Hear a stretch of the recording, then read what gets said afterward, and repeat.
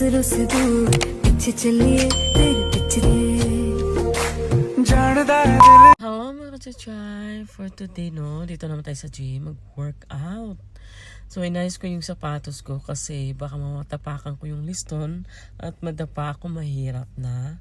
So, need ko magbawas ng weight kasi feeling ko is tumaba talaga ako. Kailangan ko tanggalin yung 20 kilo. Kasi yung madami, feeling ko is large na ako ngayon. Feeling ko mataba na talaga. So, yung mga damit ko kasi is medium.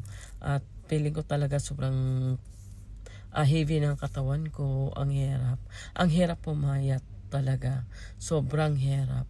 So habang pinawisan ako at umupo muna ako kasi sobrang napagod ako sa karano. So ang sarap sa pakiramdam pag pinawisan ka at feeling magaan yung katawan mo. Nasanay talaga ako mag-workout to everyday.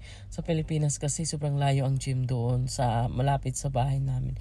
Sobrang layo. Kailangan mo pa sumakay at sobrang init. Ganon. So, pauwi na rin ako. Patapos na ako sa gym. So, kailangan ako mag-rest kasi 3 hours na ako. Minsan nga is 4 hours ako mag-stay sa gym. Hindi naman, masaya na din naman mag-gym kasi na-enjoy mo yung sarili mo. Ang daming mo gawin sa sarili mo. At makikita mo yung mga pogi dyan, mga macho, ganon. So, patapos na rin ako. Kailangan ko talaga umuwi para mag-rest. Kasi sobrang haba ng oras ko at sobrang pagod na ako.